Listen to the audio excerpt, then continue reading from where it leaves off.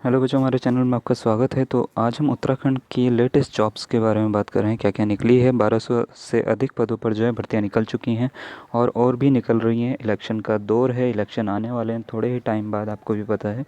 तो भर्तियां जो हैं वो निकलती रहेंगी और ये आपके लिए एक सुनहरा मौका भी है। इस समय देखा जाए तो आप आवेदन कर सकते हो। मैं पूरी डेट इसके बारे में बताऊँगा, पूरी डिटेल भी आपको इसके बारे में बताऊँगा कि कितना कितना होगा। इसकी सैलरी जो है वो भी यहाँ पे लिखी हुई है। तो ठीक है, ग्रेड पे भी अच्छा है इसका। मैं आपको पूरा इसके बारे में जो है जानकारी इस वीडियो में दूंगा। तो अभी तक अगर आपने इस चैनल को सब्सक्राइब नहीं किया तो आप सब्सक्राइब कर सकते हो, ताकि आपको उत्तराखंड से रिलेटेड सारी अपडेट्स इस चैनल पे मिलती रहे। तो चलिए स्टार्ट करते हैं। तो देखिए, जैसा कि आप देख सकते हो, उत्तराखंड प्राविधिक शिक्षा परिषद यानी UBTER की वेबसाइट है, हरिद्वार वाली। इसमें जो है वैकेंसी ये निकल चुकी है। विज्ञापन की तिथि की बात करें तो 12 तारीख यानी 12 दिसंबर का शनिवार का विज्ञापन की तिथि है ये। और इसके आवेदन की जो ऑनलाइन आवेदन भरने की तिथि, ऑनलाइन आवेदन होगा बच्चों, ऑफलाइन नहीं होगा।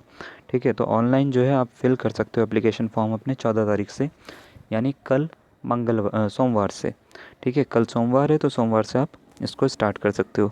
ये पोर्टल जो है ओपन हो जाएगा। उसके बाद बात करते हैं कि अंतिम तिथि क्या है। तो अंतिम तिथि जो है वो है 11 जनवरी 2021, यानी 11 जनवरी 2021 तक आप भर सकते हो। मेरी राय में आप जो है जल्दी से जल्दी ही भर देना, क्योंकि लास्ट टाइम पे जो होता है साइट काफ़ी बिज़ी होने लग जाती है, तो तब तक का इंतज़ार ना करें। उसके बाद अगर हम बात करें कि प्रिंट आउट निकालने की अंतिम तिथि क्या है, तो वो 12 जनवरी है, यानी उसके एक दिन बाद। ठीक है, 12 जनवरी तक आप प्रिंट आउट निकाल सकते हो। एडमिट कार्ड की अगर डेट की बात करें तो इसका एडमिट कार्ड जो आएगा वो 20 फरवरी तक आपका आ जाएगा, 20 फरवरी को आ जाएगा। और 7 मार्च को इसका एग्ज़ाम है, रविवार को, संडे को। फिर बात करते हैं पद नाम क्या है, क्या पोस्ट है। पद का नाम है उपचारिका staff nurse. 1238 total number of post हैं, यानी 1238। ग्रेड पे जो है इसका है 9300 से 34,800 तक। ये तो पे बैंड स्केल है। ठीक है, ग्रेड पे जो है वो है 4600 का। और इसमें दो तरह के ये कैटेगरी में है। दो तरह की कैटेगरी कौन कौन सी है। पहली है महिला कैटेगरी, स्टाफ नर्स महिला। दूसरी पुरुष है। ठीक है, महिला कैटेगरी में आपको मैं समझाता हूँ क्या क्या है। तो इसमें सामान्य में टोटल 476 जो है ओपन के पद हैं। ओपन का मतलब ये होता है कि आप सामान्य वाले कोई भी भर सकते हो इसमें। इसमें नॉर्मल लोगों के लिए जो भी होते हैं वो हैं। उसके बाद एक्स सर्विस मैन के 28 हैं, फ्रीडम फाइटर के ये हैं 11, हैंडीकैप्ड लोगों के लिए 22 हैं। ठीक है, 1 लाख, और दिव्यांग अगर हैं उसमें तो। ठीक है, उसके बाद ऑर्फेंस के लिए भी हैं 28, और टोटल मिला के 565 है। एससी के लिए 145 है, और एससी टोटल मिला के जो है 170 है। और एसटी के लिए 27 है, टोटल मिला के 30 है। ओबीसी के लिए 103 है, टोटल मिला के 119 है। और आर्थिक रूप से कमज़ोर जो होते हैं EWS, उसके लिए 90 हैं, और टोटल मिला के 106 हैं। ये टोटल जो है महिला वर्ग में जो हैं ये 990 हैं। ठीक है, और इसके बाद आ जाते हैं, ये 80% है। 20% जो है वो ये पुरुष वर्ग में है।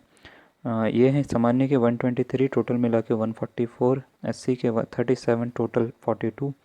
एसटी के 7, टोटल भी 7 ही है। ओबीसी के 26, टोटल 29 है। ईडब्ल्यूएस के 23, टोटल 26 हैं, और कुल मिला के 248 हैं। ठीक है, तो इसका अगर हम बात करें शैक्षिक अर्हता क्या चाहिए इसके लिए, तो ये सबसे पहले तो भारतीय नर्सिंग परिषद से मान्यता प्राप्त विश्वविद्यालय या संस्थान से नर्सिंग में बीएससी ऑनर्स, या भारतीय नर्सिंग परिषद से मान्यता प्राप्त विश्वविद्यालय या संस्थान से बीएससी नर्सिंग में नियमित पाठ्यक्रम, अथवा भारतीय नर्सिंग परिषद से मान्यता प्राप्त संस्थान से बीएससी नर्सिंग, या भारतीय नर्सिंग परिषद से, सीधी सी बात है, नर्सिंग में आपकी कोई डिग्री होनी चाहिए। ठीक है ना। और मिडवाइफरी या मनोरोग विज्ञान का डिप्लोमा होना चाहिए आपका। ठीक है, उसके बाद आ जाते हैं उत्तराखंड। दूसरी जो है बीएससी ऑनर्स होना चाहिए भारतीय नर्सिंग तथा धात्री परिषद से, या बीएससी नर्सिंग होनी चाहिए, या पोस्ट बेसिक बीएससी नर्सिंग होनी चाहिए आपकी। जनरल नर्सिंग मिडवाइफरी हो, मनोरोग विज्ञान का सर्टिफिकेट हो तो भी चलेगा। तीसरा आपको बोला गया है कि इसमें न्यूनतम 1 वर्ष का अनुभव होना चाहिए आपको। ठीक है, तो अगर आपको किसी सेना में या किसी गवर्नमेंट जॉब पे अनुभव है तो उससे ज़्यादा आपको फ़ायदा मिलेगा, अर्हता आपको ज़्यादा मिलेगी। ठीक है, वरीयता आपको ज़्यादा मिलेगी। और हिंदी का कार्य साधक ज्ञान हो, वो तो हो गई आपको। ठीक है, उसके बाद आ जाते हैं, आपको बोला गया अर्हता वरीयता। जो अगर हम बात करें तो औपचारिक स्टाफ नर्स के सीधी पदों के भर्तियों के मामले में ऐसे अभ्यर्थियों को अधिमान यानी अर्हता यानी वरीयता दी जाएगी जिसके पास कम से कम 1-2 वर्ष की प्रादेशिक सेना में 1-2 वर्ष तक जिसने काम किया हो, या एनसीसी का बी या सी सर्टिफिकेट उसके पास में हो। ठीक है, परीक्षा की बात कर लेते हैं। 200 अंकों की टोटल होगा परीक्षा होगी, जिसमें 100 अंकों का जो है नर्सिंग से संबंधित आपसे पूछा जाएगा। 100 अंकों का जो है सामान्य हिंदी, सामान्य ज्ञान और सामान्य अध्ययन का पार्ट होगा। टोटल जो है 3 घंटे की होगी ये परीक्षा, और इसमें गलत उत्तर देने पर नेगेटिव मार्किंग है 1/4, यानी 0.25, इतने मार्क्स कट जाएंगे आपके।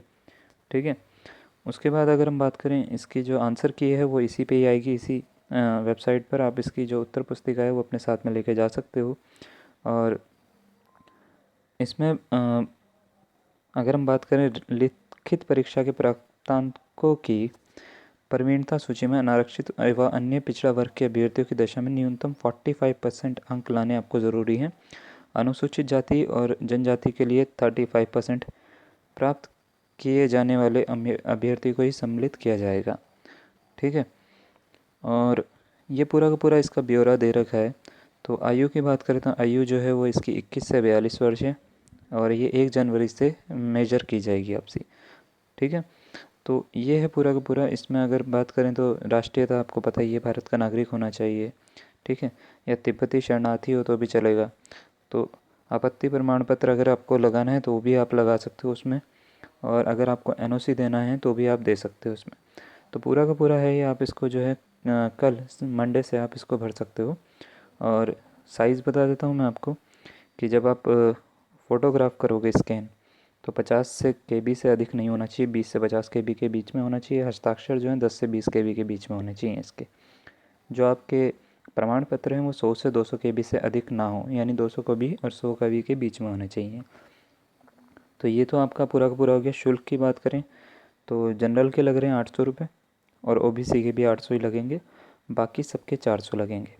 तो परीक्षा केंद्र आपके पास 2 हैं, देहरादून और हल्द्वानी, आप चूज़ कर सकते हो। ठीक है, तो ये है पूरा का पूरा इसके बारे में, और आप जो है कल से इसका जो है अप्लाई कर सकते हो। तो आज के लिए इतना ही, धन्यवाद।